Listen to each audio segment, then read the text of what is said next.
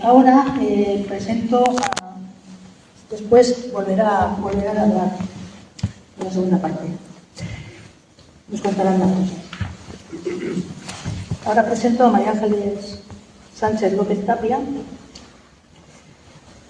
fiscal con más de 30 años de experiencia desarrollada principalmente en Cantabria, donde durante 10 años fue delegada de la especialidad de trata y tráfico de personas. También ha ejercido como fiscal especialista en menores y en vigilancia penitenciaria y aporta una sólida trayectoria en la protección de las víctimas y en la defensa de los derechos humanos. Desde julio de 2022 es fiscal adscrita a la fiscal de sala de la Unidad de Trata y Extranjería de la Fiscalía General del Estado y profesora del Centro de Estudios Jurídicos. Es punto focal de la red de fiscales de trata y tráfico de Iberoamérica, España, Portugal y Andorra y corresponsal en materia de trata de Eurojust, la agencia europea que facilita la cooperación judicial entre países en casos de delincuencia transnacional. Además, ha participado en proyectos de cooperación en Argentina, Paraguay y Bolivia y mantiene una estrecha colaboración desde su trabajo con la sociedad civil y con las ONGs. Bienvenida, María Ángeles.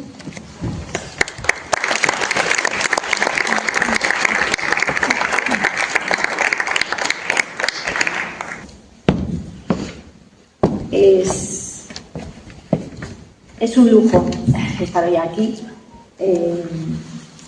Estoy muy agradecida de haber conocido a esta asociación, Andrea, y por supuesto de poder compartir con todo aquel que esté interesado, con todas vosotras, la experiencia que desde el lado de la Fiscalía, desde el lado del proceso penal, tenemos con la trata, ¿no? Es una experiencia compleja, muy difícil. Después de lo que ha contado yo hoy, claro, todo es relativo, ¿no? Pero nuestra preocupación es intentar que se visibilicen estas situaciones y que, por supuesto, quienes las cometen lo paguen. Como nuestra legislación prevé que deben hacerlo, ¿no?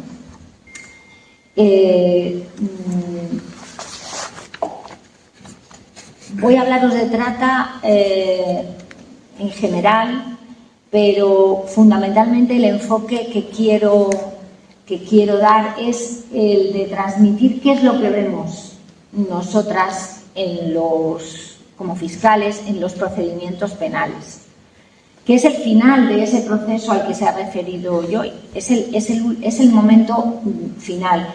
Desgraciadamente es cuando ya la persona, generalmente cuando ya la persona ha sido explotada, ¿no? Con lo cual cualquier solución pues nunca es suficiente, porque ese drama personal que han sufrido las víctimas durante todo el proceso no se cura ni siquiera con una condena de los tratantes, no se cura. Pero es el único instrumento, la única herramienta que tenemos en nuestro trabajo para intentar saldar de alguna forma la deuda que estas personas, estos investigados, estos acusados tienen con las víctimas. Y es un poco lo que yo os quiero transmitir. ¿Qué problemas tenemos? ¿Por qué tenemos tantas dificultades para conseguir condenas en materia de trata? Y cómo durante todo ese proceso en el que tratamos de conseguir esa condena, nosotros pensamos ante todo en las víctimas. Ya se ha dicho aquí en la introducción, la trata es un delito gravísimo que viola los derechos humanos, la dignidad, la integridad de las personas, la libertad. Afecta a miles de niñas, niños, mujeres y también hombres de todo el mundo cada año, con independencia de su sexo, nacionalidad, edad, etnia, origen. Puede ocurrir en cualquier sitio, como ha dicho Joy, podemos tener trata en nuestra propia comunidad y es un gran negocio criminal. Junto con el tráfico de drogas y el tráfico de armas, es una de las actividades criminales que más renta a los delincuentes. ¿Cómo abordamos la trata? Siempre se habla de las 3 P's. La P de prevención, la P de persecución penal y la P de protección de víctimas. La prevención y la protección son, digamos, la fase previa, ¿no?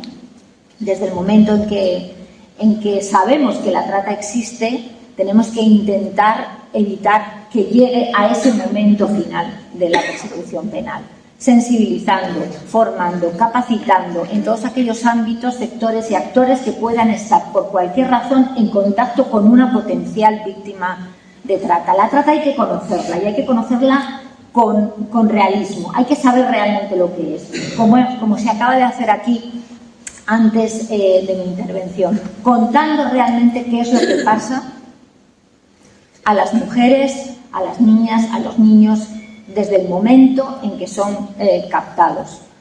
Esto lo tiene que saber la sociedad, pero sobre todo lo tenemos que saber todos los que trabajamos con víctimas de trata. Hablamos de persecución penal coherente, por supuesto. Hay que intentar por todos los medios condenar a aquellos que han cometido estos hechos, especializando a todos los actores que intervienen en el proceso. Desde las fuerzas de seguridad, los jueces, los fiscales, los abogados y a más colectivos, luego lo veremos. Colectivos que nos tenemos que coordinar, que tenemos que trabajar en un mismo sentido, porque de no hacerlo así no vamos a conseguir una condena.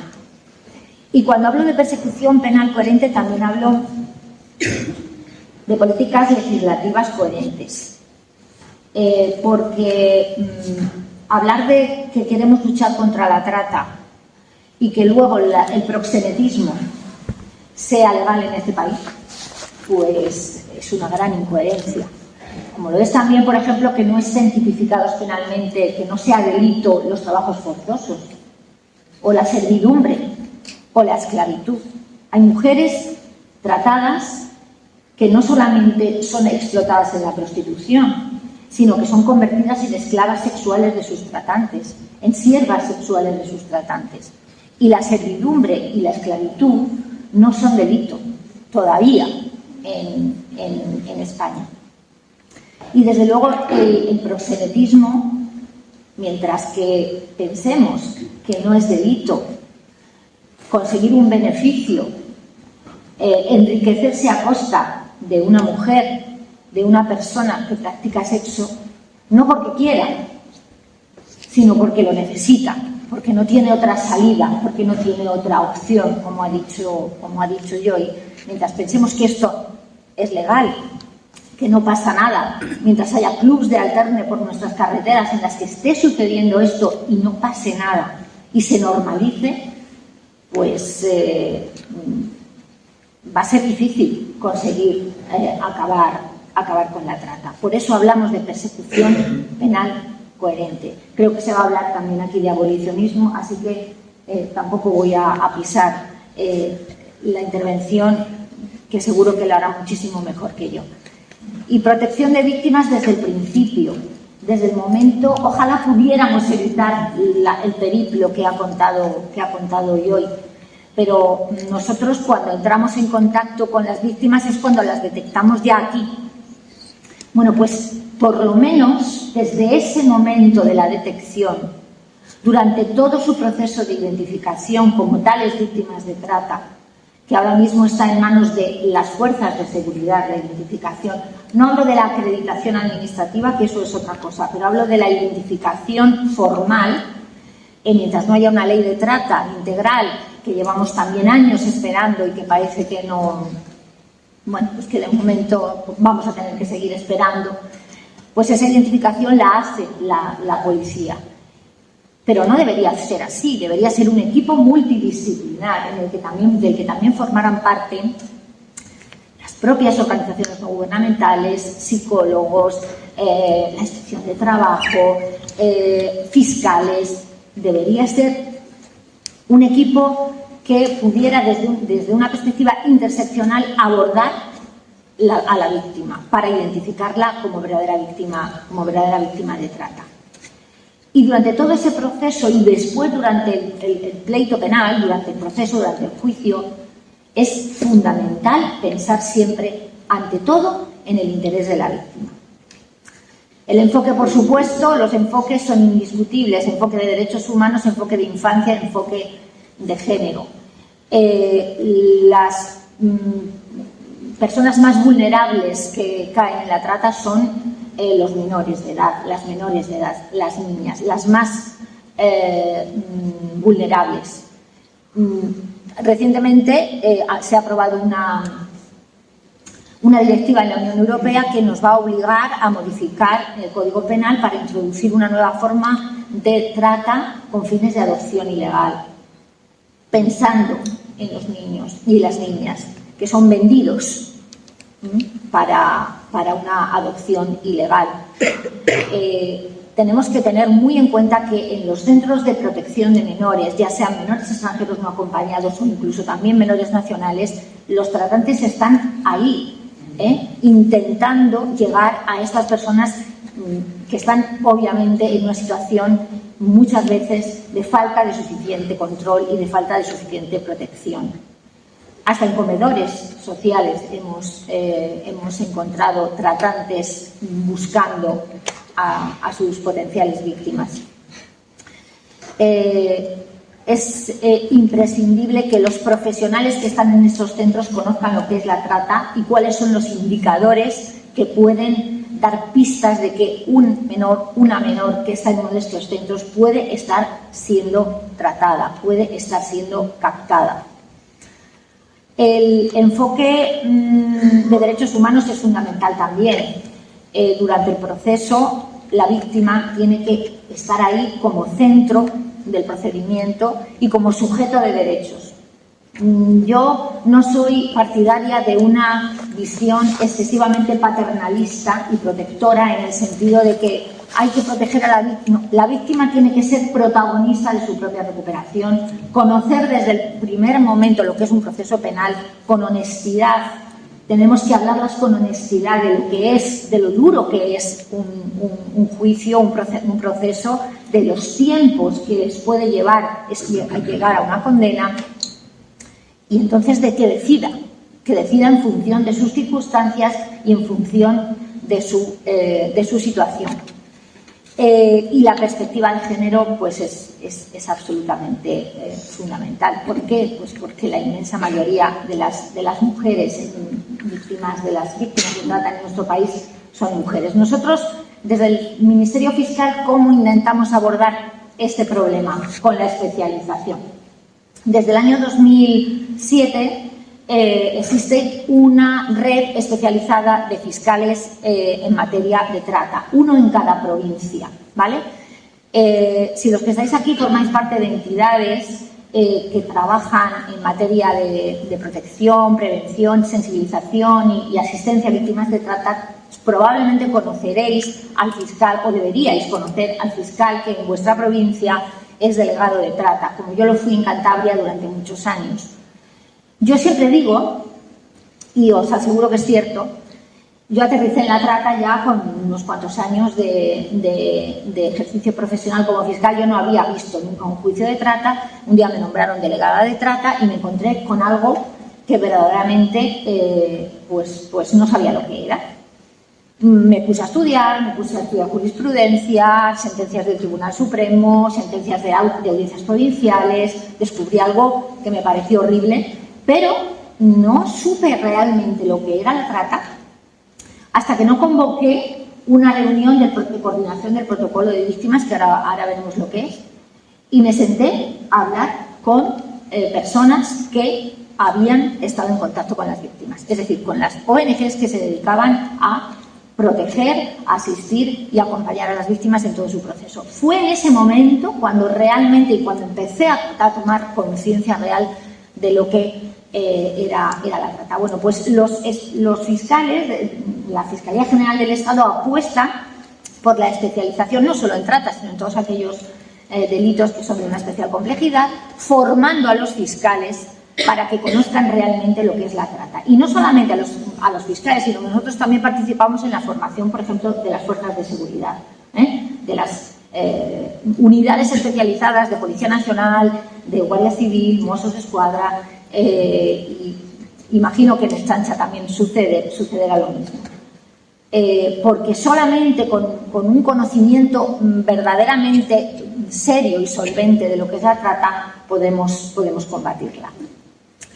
Y como digo, con coordinación. Existe desde el año 2011 un protocolo, el llamado Protocolo Marco de Víctimas de Trata, que después ha sido también desarrollado por protocolos autonómicos en algunas autonomías, que fundamentalmente se trata de esto, de que el fiscal un poco sea el que coordine esa relación, esa comunicación multidireccional de todas las instituciones que tienen responsabilidades y competencias en materia de trata. Fuerzas de seguridad, inspección de trabajo, entidades, ONGs, funcionarios de todos los centros de internamiento de extranjeros, médicos forenses.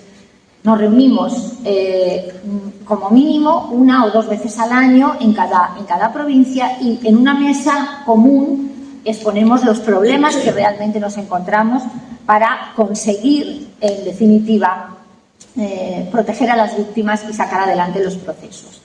España, voy a hacer un poco una fotografía lo más rápida posible de la trata en España ahora. Sí, 5 minutos no me lo creo. Es que con esto no me da tiempo. Bueno, pues entonces, no sé, bueno, ¿cómo lo voy a hacer? Vamos a ver. Voy a ir casi,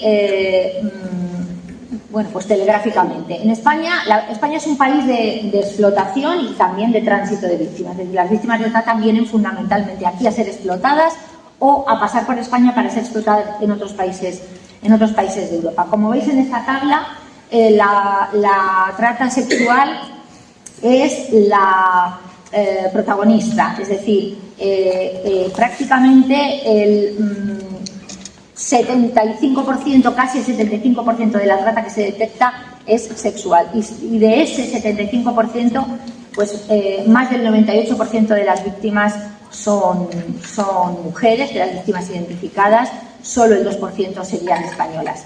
¿Qué está pasando con las procedencias? Hace unos años, efectivamente, la mayoría de las víctimas venían de Nigeria, de África y de Rumanía. He hablado yo y de Amelia. Esa era la realidad, pero ahora está cambiando. La inmensa mayoría, apabullante mayoría de víctimas que identificamos ahora proceden de Latinoamérica. Y dentro de Latinoamérica, prácticamente el 50% son víctimas colombianas. Es el país el que ahora mismo nos aporta la inmensa mayoría de las víctimas que se identifican en nuestro país.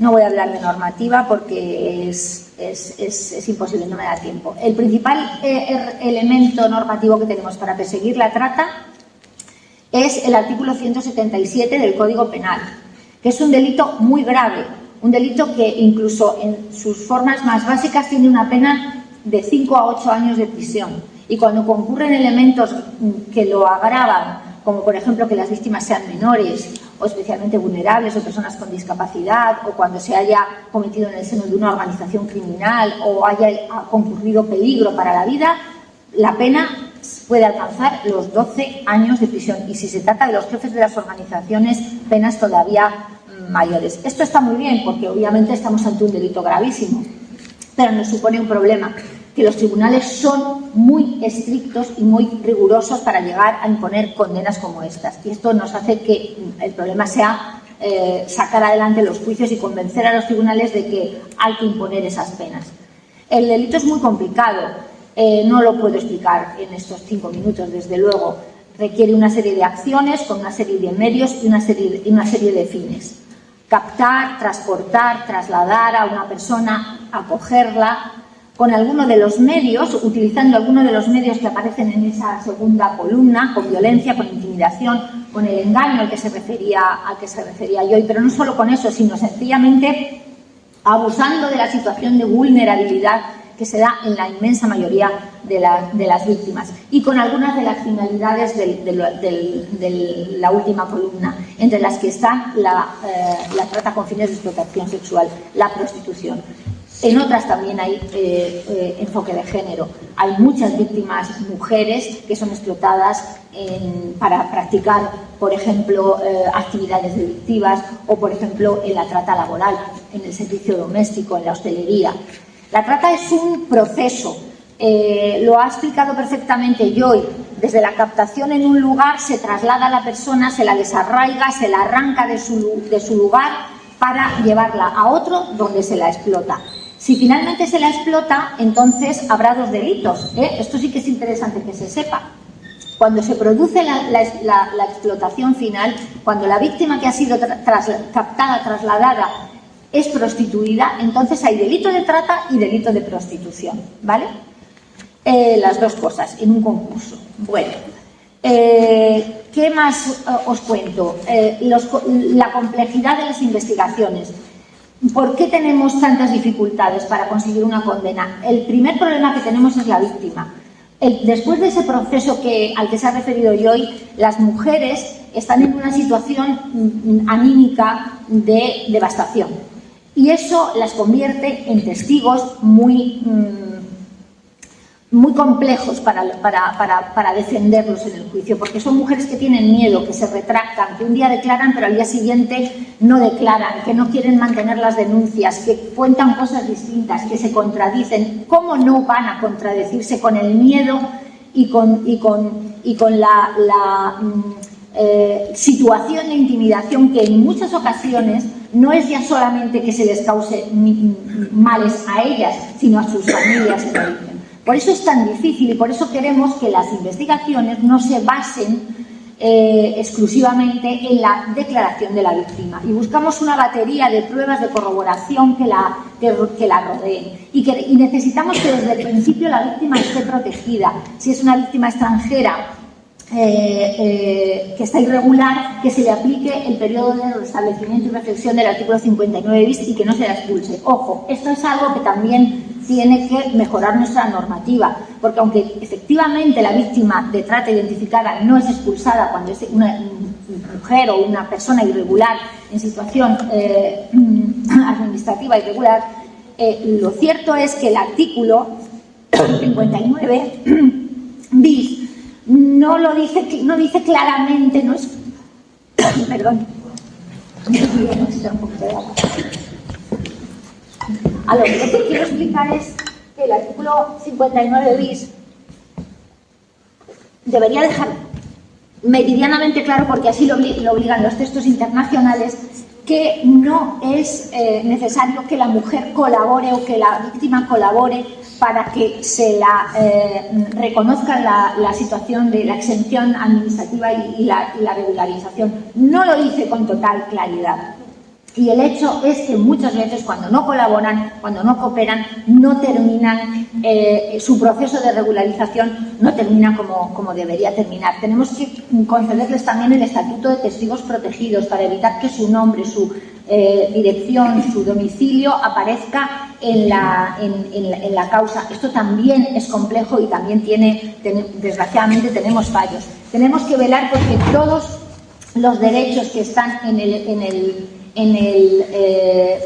estatuto de la víctima se apliquen de verdad, con efectividad, desde el derecho que tienen a estar acompañadas por una persona de su confianza en su declaración, que declaren por videoconferencia, que nunca tengan que enfrentarse visualmente con el tratante, que tengan un intérprete, un traductor que realmente conozca lo que es la trata, no solamente que hable el idioma, sino que sepa lo que es una víctima de trata, que no se les hagan preguntas en el juicio innecesarias que vayan destinadas exclusivamente a destruir su credibilidad y a desprestigiarlas, que son totalmente innecesarias para lo que realmente necesitamos acreditar.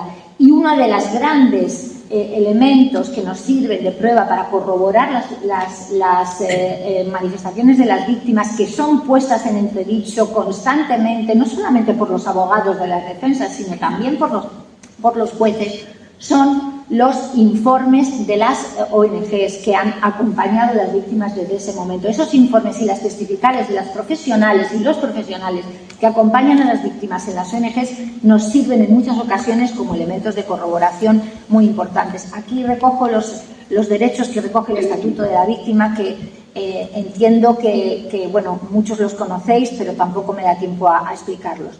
Y ya solo 3 pinceladas sobre cuál es la situación actual y cuáles son los retos que tenemos por delante. En primer lugar, he dicho la procedencia de las víctimas latinoamericanas, colombianas, de Paraguay, de Brasil, de República Dominicana. Ahora las mujeres, muchas de estas mujeres, saben que vienen a ejercer la prostitución en España.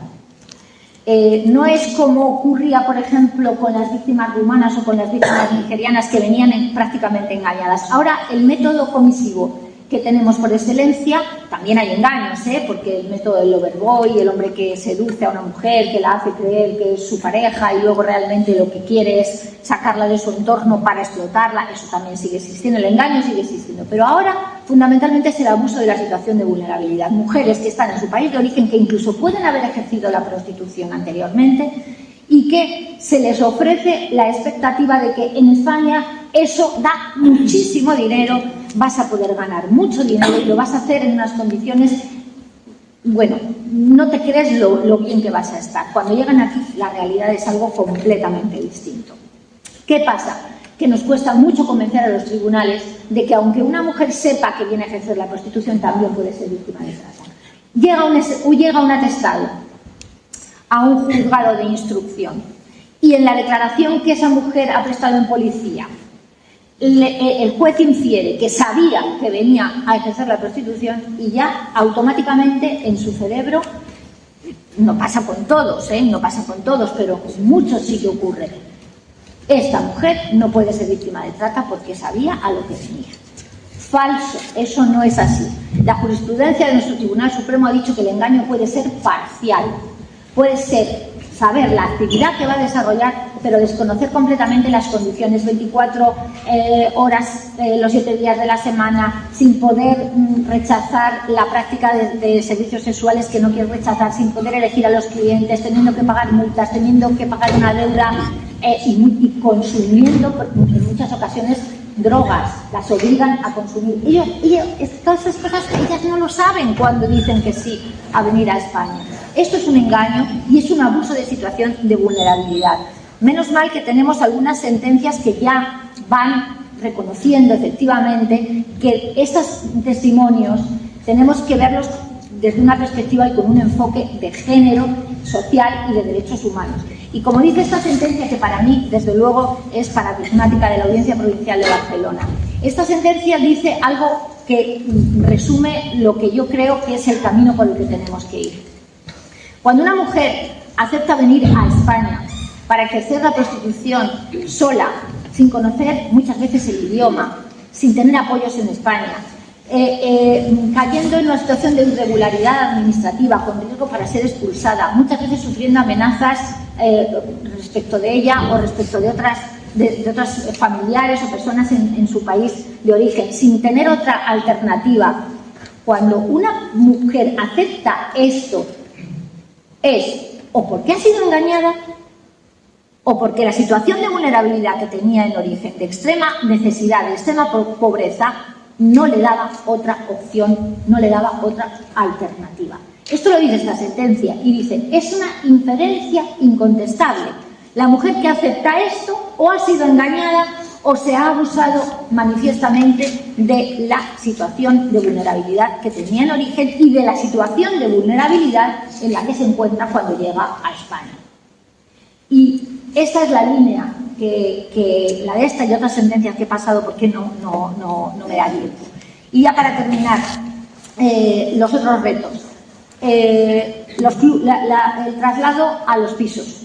el traslado de la prostitución de los clubs abiertos al público a los pisos de prostitución está dificultando sobremanera las investigaciones policiales y judiciales. ¿Por qué? Porque es muy difícil entrar, porque hace falta, están los pisos, son pisos particulares, están amparados por el derecho a la inviolabilidad del domicilio.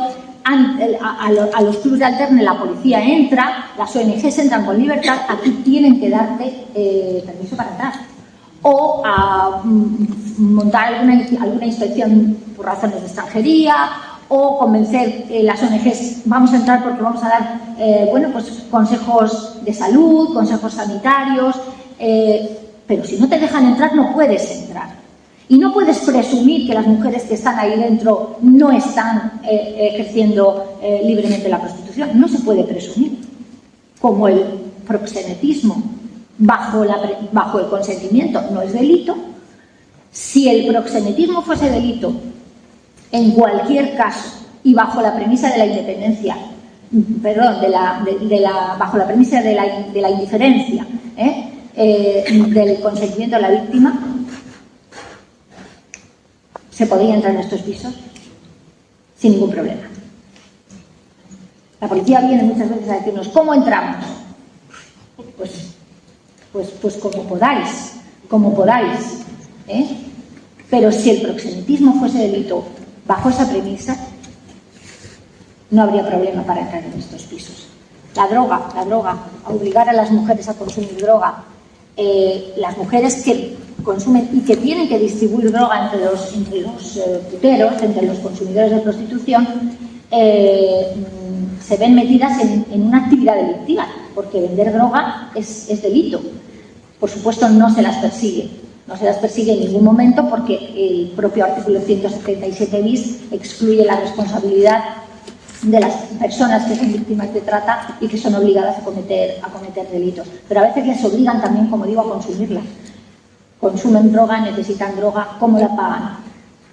Esto ya es el colmo de la explotación, ¿no? Para mí, la pagan con sus propios servicios sexuales. Y ya termino. Internet, las redes sociales, esto está siendo uno de los grandes retos con los que nos tenemos que enfrentar ahora.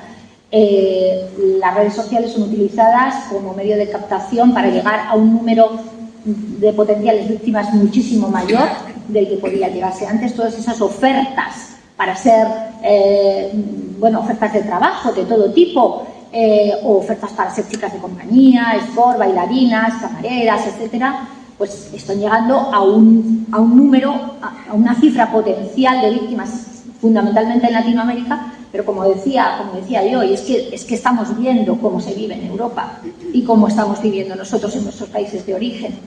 Y esto está siendo una fuente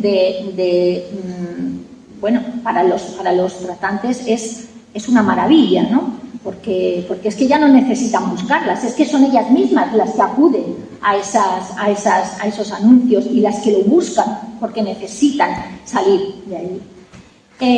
La Unión Europea, en esta última directiva a la que me he referido, que ha introducido la adopción ilegal y la maternidad subrogada también como forma de explotación, ha abordado el tema de las redes sociales, pero no lo ha hecho como debería. No ha sancionado con una mayor pena la captación a través de las redes sociales, sino que se ha limitado a decir que los países podrán agravar el delito cuando los tratantes utilicen imágenes, fotografías o vídeos de las víctimas que impliquen a las víctimas y que tengan contenido sexual. Que esto lo hacen para presionarlas.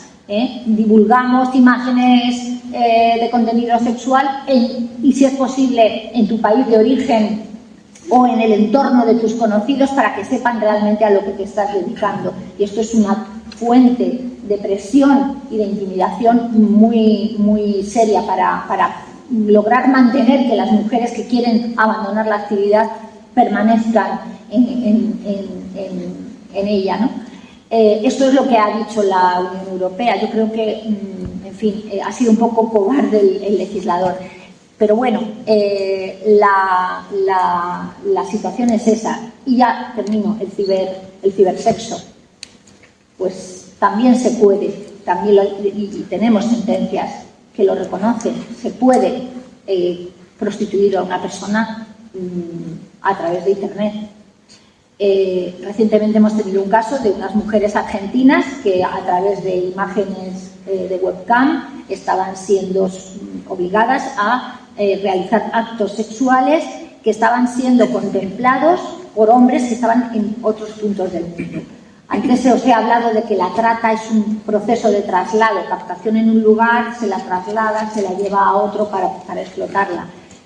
Pues ahora tendremos que valorar si también cabe la posibilidad de la explotación y de la trata en estos casos de cibersexo, en estos casos de explotación a través de la red, aunque no se haya producido ese traslado físico. Nos va a costar hacer ese salto conceptual, pero nos planteamos si efectivamente estos no serían también supuestos o posibles supuestos de trata, porque en el futuro vamos a ir por aquí. Bueno, tenía más cosas que decir, pero como ya me he pasado seguro de tiempo, pues os agradezco la atención.